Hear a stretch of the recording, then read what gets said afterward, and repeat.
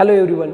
So today we will start the next point, that is nothing but tensile stress and compressive stress. Basically we have seen the types of stresses. Now we are just now taking the one by one stresses. That first stress is tensile stress. First stress is tensile stress. Tensile stress. So generally we seen the definition of stress. तो यहाँ पे अभी जब definition of stress हमने देखा हुआ है, तो अभी टेंसाइल स्ट्रेस क्या है? Tensile stress is nothing but again the pulling force. Whenever we are talking about the pulling force, हम जब पुल कर रहे हैं तो लेंथ इंक्रीज हो रही है. इस केस में क्या हो रहा है? लेंथ इंक्रीज होगा. लेंथ इंक्रीज होगा, उस स्ट्रेस को बोलेंगे हम tensile stress. Always we are taking this stress is a positive stress. ये क्या है? पॉजिटिव स्ट्रेस करके बुलाया जाता है. तो ये टेंसाइल स्ट्रेस, और इसको हम पॉजिटिव स्ट्रेस भी बोल सकते हो, पॉजिटिव स्ट्रेस. तो ये टेंसाइल स्ट्रेस. तो पॉजिटिव स्ट्रेस में क्या है कि यहाँ पे मैं कोई एक एलिमेंट कंसिडर कर रहा हूँ, अब इस एलिमेंट के ऊपर मैंने P फोर्स अप्लाई कर दिया. ये P फोर्स मैंने इसके ऊपर अप्लाई कर दिया. इस एलिमेंट की लेंथ कुछ मैं कंसिडर कर रहा हूँ कि कैपिटल L है, और इस एलिमेंट की जो विड्थ है या थिकनेस बोल सकते हो आप, ये B है. तो इस केस में क्या हो रहा है? देखो, टेंसाइल स्ट्रेस के अंदर हम पुलिंग फोर्स है. ये फोर्स कौन सा है? मेरा पुल फोर्स है. तो ऑलवेज पुलिंग फोर्स, और पुलिंग लोड भी बोल सकते हो, पुलिंग फोर्स, जो भी पुल फोर्स है. तो यहाँ पे क्या हो रहा है? मेरी लेंथ जो है, अभी इसी केस में जो लेंथ क्या है? इंक्रीज हो रही है. इसका मतलब क्या है? मेरी विड्थ जो पैरामीटर होगा वो डिक्रीज होगा, मेरी लेंथ इंक्रीज हो रही है. जो डॉटेड लाइन दिखा रहा हूँ वो मेरा फाइनल पोजीशन होगा. ये क्या होगी? मेरी फाइनल पोजीशन होगी.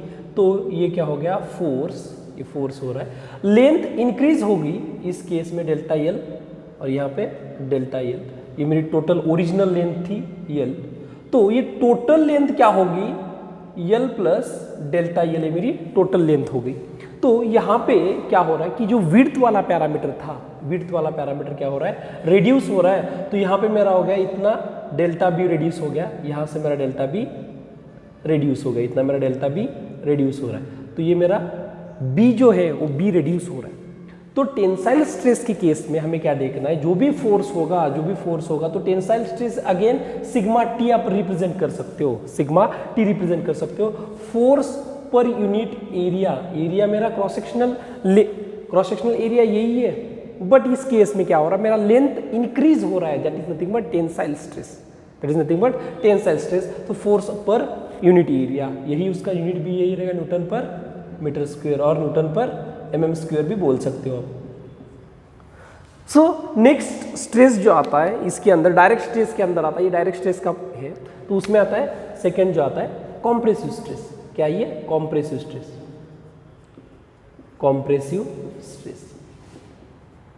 तो इस कॉम्प्रेसिव स्ट्रेस में हम इसको सिग्मा सी भी रिप्रेजेंट कर सकते हो. इस स्ट्रेस को हम निगेटिव स्ट्रेस भी बोला जाता है. इस स्ट्रेस को हम क्या बोलते हैं? Negative stress. सो जब मैं कॉम्प्रेसिव स्ट्रेस के केस में अगर मैं डिफाइन करूंगा, तो यहाँ पे हम पुश कर रहे हैं, मीन्स क्या कर रहे हैं? दोनों साइड से उसको हम दबा रहे हैं. तो यहाँ पे क्या होगा? पुशिंग फोर्स होगा. जो भी फोर्स होगा वो पुशिंग फोर्स होगा. उसकी वजह से क्या होगा? जो भी कंपोनेंट होगा उसकी लेंथ कम हो जाएगी. पुशिंग फोर्स, जो भी फोर्स होगा पुशिंग फोर्स होगा. और यही कंपोनेंट में अगेन एक कंपोनेंट रिप्रेजेंट करता हूं.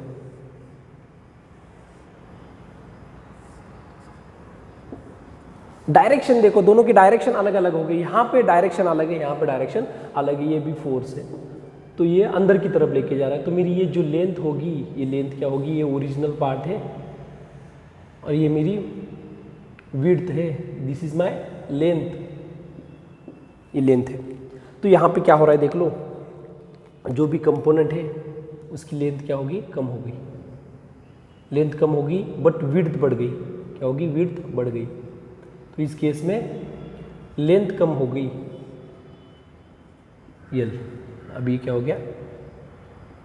ये मेरा ओरिजिनल यल था, ये यल माइनस डेल्टा यल हो गया, यल माइनस डेल्टा यल हो गया। तो इसमें क्या हो रहा है, जो भी स्ट्रेस होगा, डायरेक्शन ऑफ फोर्स क्या है, निगेटिव डायरेक्शन में है, तो ये क्या होगा, सिग्मा सी बोल सकते हो उसको। ये भी क्या आएगा, force per unit area, Newton per metre square. तो ये मेरा हो गया टेंसाइल स्ट्रेस हो गया, कॉम्प्रेसिव स्ट्रेस हो गया। ये जनरली हम डायरेक्ट स्ट्रेस के अंदर हम इसको डिफाइन करते हैं। नेक्स्ट जो स्ट्रेस है वो शियर स्ट्रेस। बेसिकली जो शियर स्ट्रेस बोला जाता है, नेक्स्ट जो स्ट्रेस है वो शियर स्ट्रेस है। तो ये जनरली आप नोट डाउन करके लिख लीजिए।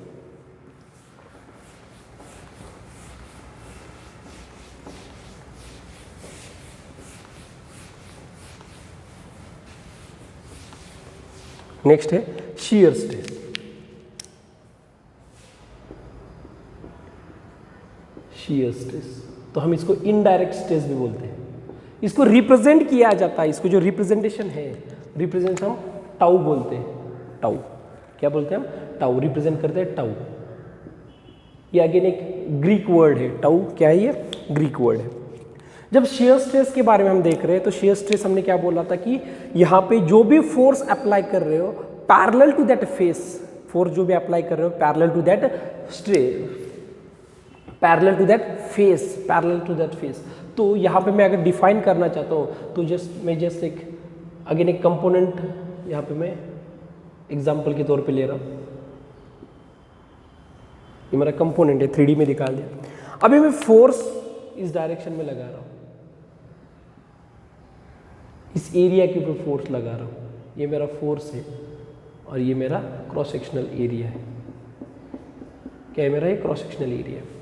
तो यहाँ पे क्या है, जो भी फोर्स आपने लगाया पैरेलल टू दैट फेस लगाया, जो भी फोर्स लगा इस फेस को पैरेलल लगा दिया, तो इसका जो डेफिनेशन होगा, ये जो इसका फॉर्मूला होगा, tau equals to force per unit area, और इसको न्यूटन पर मीटर भी बोल सकते हो, न्यूटन पर मीटर स्क्वायर बोल सकते हो, न्यूटन पर मीटर स्क्वायर, और न्यूटन पर mm स्क्वायर भी बोल सकते हो, न्यूटन पर mm स्क्वायर। तो ये अपना शियर स्ट्रेस हो रहा है। बट इस शियर स्ट्रेस में कंसेप्ट ऑफ शियर स्ट्रेस ये कहाँ पे जनरली यूज होता है? जैसे कि एग्जांपल के तौर पे अगर मैं ले लूँगा, जो आपका नट एंड बोल्ट असेंबली होता है, नट एंड बोल्ट असेंबली होता है, नट एंड बोल्ट असेंबली अगर मैं यहाँ पे ड्रॉ करके आपको दिखाऊंगा,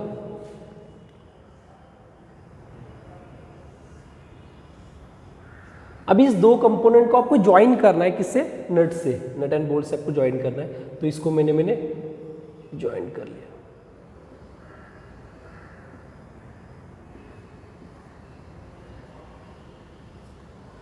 इस दो पीसेस को मैं इसको पीस नंबर 1 पीस नंबर 2 भी बोल सकता हूँ।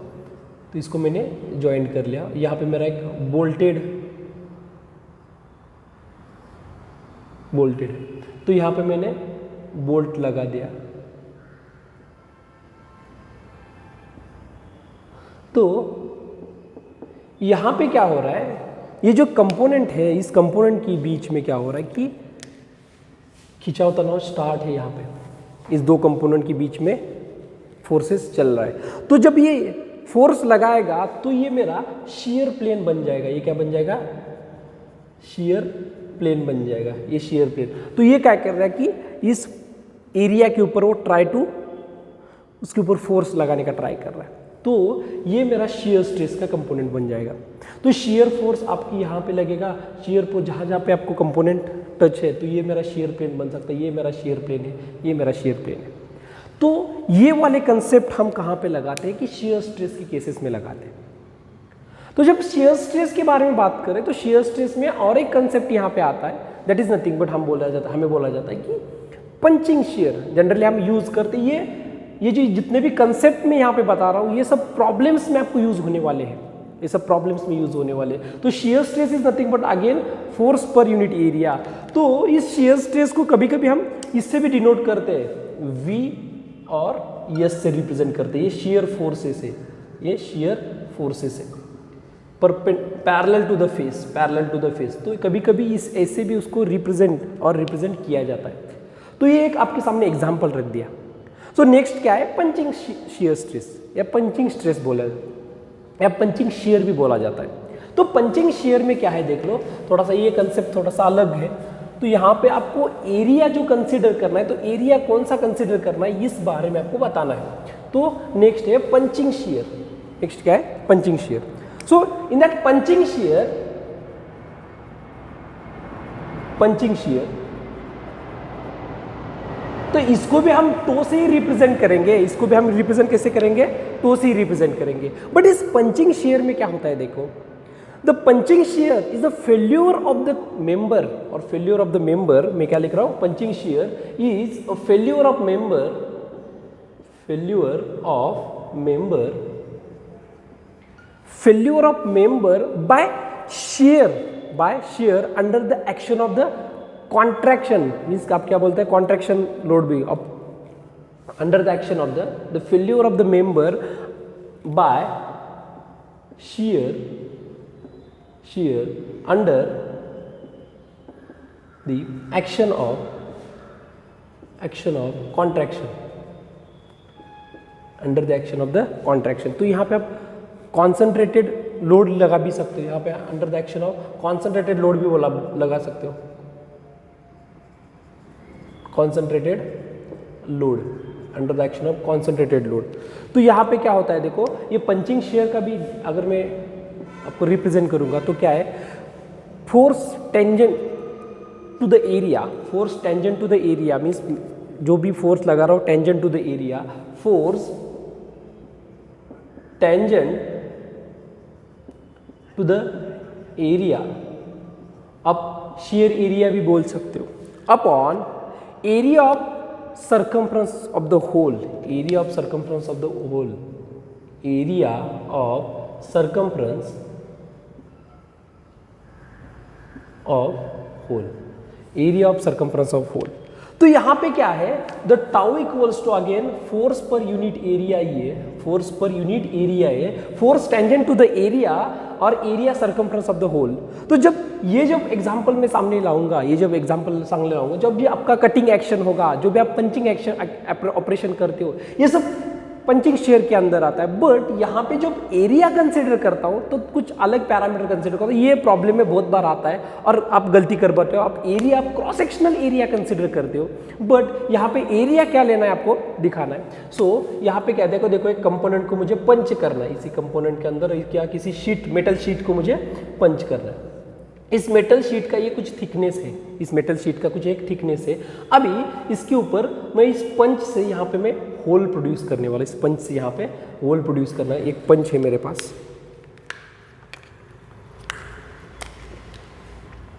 दिस इज माई पंच, और इस पंच का कुछ ये एरिया होगा, इस पंच का एरिया होगा, और यहाँ पे मुझे इस मेटल शीट में मुझे पंच करके ये होल बनाना है, ये मुझे होल बनाना है।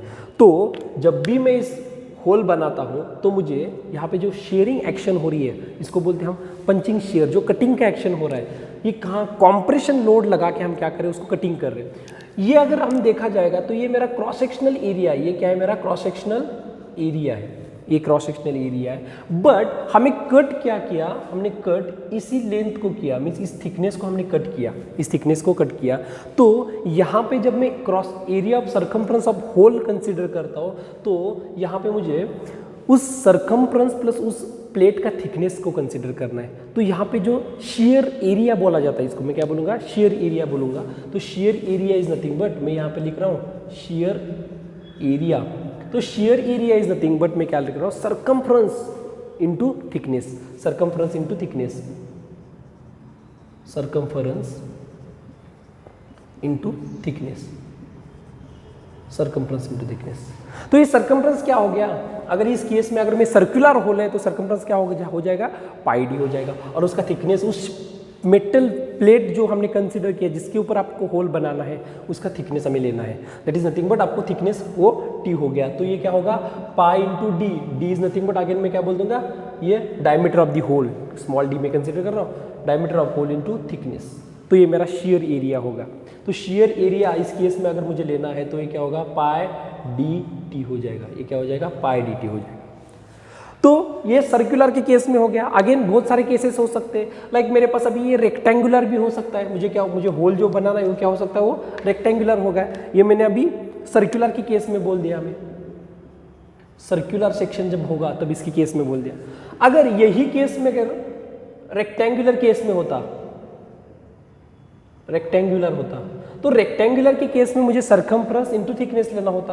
तो यहाँ पे मैं अगर रेक्टेंगुलर कंसीडर करता हूँ, रेक्टेंगुलर में क्या हो गया, ये मेरा बेस हो गया, ये मेरा डेप्थ हो गया, ऐसा मैं कंसिडर करता हूँ। तो ये क्या हो जाएगा, इस केस में मुझे सरकमफ्रेंस का जो कंसेप्ट आएगा, तो shear area is nothing but, तो शेयर एरिया इस केस में क्या होगा 2 into B plus D in bracket, ये मेरा सरकमफ्रेंस हो गया इंटू ये थिकनेस, तो ये शेयर एरिया हो जाएगा इन case of rectangle. In case of square, in case of square अगर मुझे स्क्वायर होल बनाना है तो वो उस केस में क्या हो जाएगा शेयर एरिया, तो shear area in case of square hole, तो शेयर एरिया, तो ये क्या बन जाएगा, तो यहाँ इस केस में अभी मैं कंसिडर कर लूँगा, तो ये इसका क्या होगा, हर एक साइड क्या होगी सेम होगी, ए कंसिडर कर रहा हूँ, तो इस केस में क्या होगा ये 4a हो जाएंगे, ये क्या हो जाएंगे 4a हो जाएंगे, या आप बोल सकते हो 4a इंटू ये थिकनेस, इसका कुछ भी होगा वो थिकनेस, ये मेरा शेयर एरिया होगा इन case of square, in case of square. तो ये कंसेप्ट आता है मेरा पंचिंग शेयर में। यहाँ पे आपको प्रॉब्लम्स आते हैं तो यहाँ पे आप जंबल नहीं होना है कि बहुत केसेस में क्या होता है कि आप इस प्रॉब्लम के साथ हमें डील करनी है। तो ये क्या हो गया मेरा पंचिंग शेयर हो गया इन case of punching share.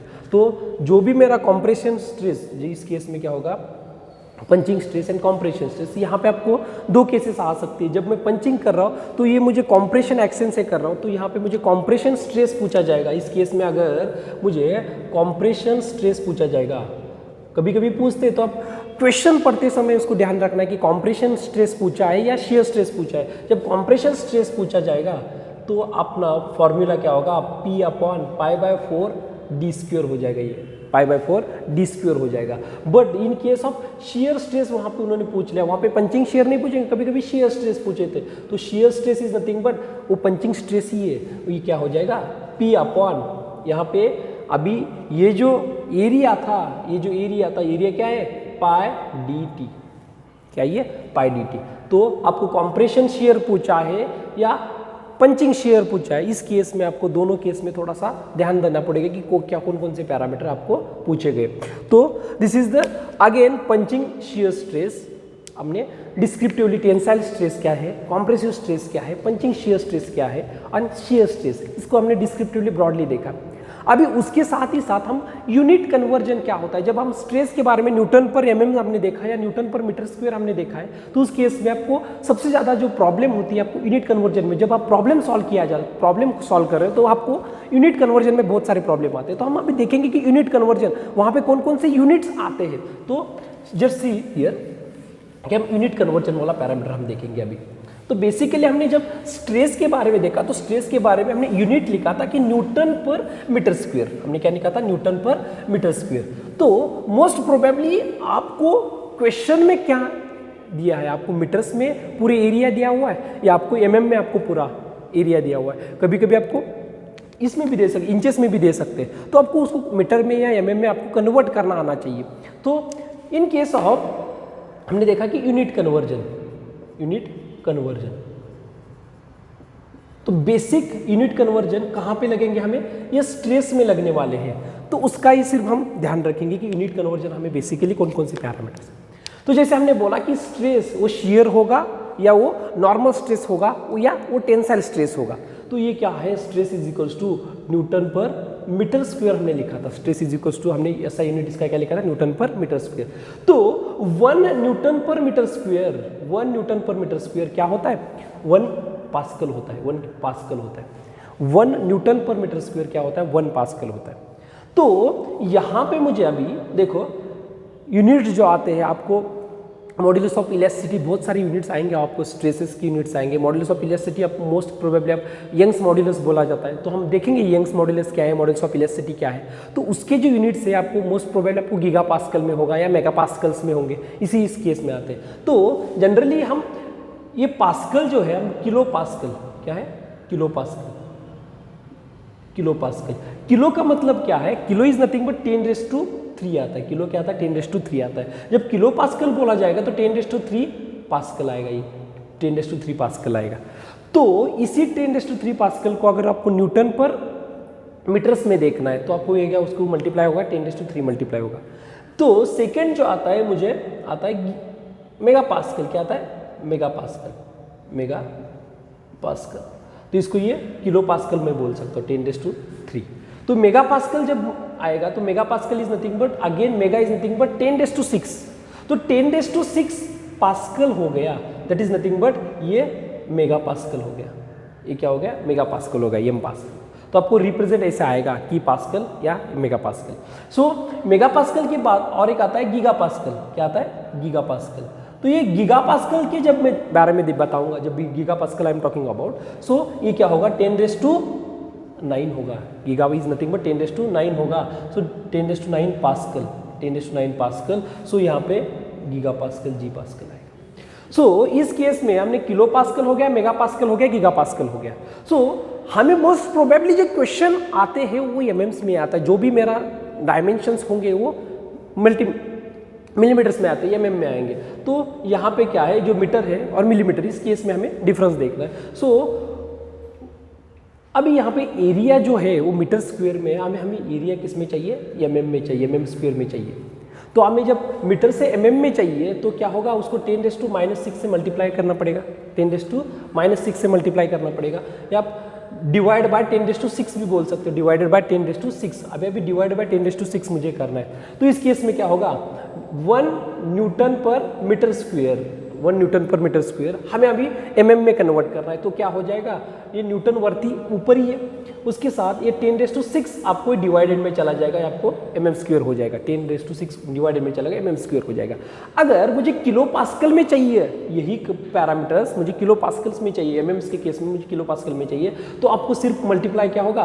1 newton per metre square जो है, और इसको उन्होंने किलो पास्कल में दिया होगा, किलो पास्कल में कोई वैल्यू दी होगी, तो वो एमएम स्क्वायर में कैसे आएगी? तो किलो पास्कल 10⁻³ ऊपर, किलो का 10⁻³ ऊपर आ जाएगा, Newton divided by 10⁶ MM square. तो ये आपको किलो पास्कल में आ जाएगा। अगर किलो पास्कल में देखा जाएगा, एमएम स्क्वायर में देखा जाएगा, तो 10⁻³ न्यूटन पर एमएम स्क्वायर हो जाएगा, 10⁻³ न्यूटन पर एमएम स्क्वायर हो जाएगा। ऊपर जाएगा तो ये निगेटिव हो जाएगा। तो जस्ट मैं मेगा पास्कल में देखूंगा, जस्ट मैं मेगा पास्कल में देख रहा हूँ, तो मेगा पास्कल में क्या होगा? 10⁶ न्यूटन मेगा का, और ये न्यूटन का एमएम स्क्वायर में 10⁻MM स्क्वायर, 10⁶ एमएम स्क्वायर। सो ये क्या हो जाएगा? 1 mega pascal is equal to 1 newton per mm square, 1 newton per mm square. ये आपको बहुत सिंप्लीफाई करके देगा। अगर गीगा पास्कल में हो गया, या अगर गीगा पास्कल में हो गया तो क्या हो जाएगा? 10⁹ ऊपर मल्टीप्लाई होगा गीगा का, और ये 10⁶ न्यूटन पर, सॉरी एमएम स्क्वायर आएगा, ये क्या आएगा? एमएम स्क्वायर आएगा। सो ये क्या हो जाएगा? 10⁻³ Newton per mm square, 10⁻³ Newton per mm square. तो इतना बेसिक जो यूनिट कन्वर्जन है ये आपको आनी चाहिए। हर एक प्रॉब्लम में ये बेसिक यूनिट कन्वर्जन आपको आएंगे ही आएंगे। कभी आपको गीगा पास्कल्स में दिया जाएगा, कभी आपको मेगा पास्कल्स में दिया जाएगा, कभी आपको किलो पास्कल्स में दिया जाएगा, कभी आपको जो इलास्टिक कांस्टेंट है न्यूटन पर मीटर स्क्वायर में दिया जाएगा, और बाकी के पैरामीटर्स आप एमएम्स में रहेंगे। तो आप एक तो आप न्यूटन मीटर में मीटर में कन्वर्ट कर लो या मिलीमीटर में कन्वर्ट कर लो। दोनों में से आपको जब क्वेश्चन सॉल्व करोगे तो ये दोनों चीज़ें आपको ध्यान रखनी पड़ेगी कि कौन सा यूनिट आपको कैसे कन्वर्जन करना है। तो ये आपके स्ट्रेसेस के यूनिट कन्वर्जन हो जाएंगे। Thank you.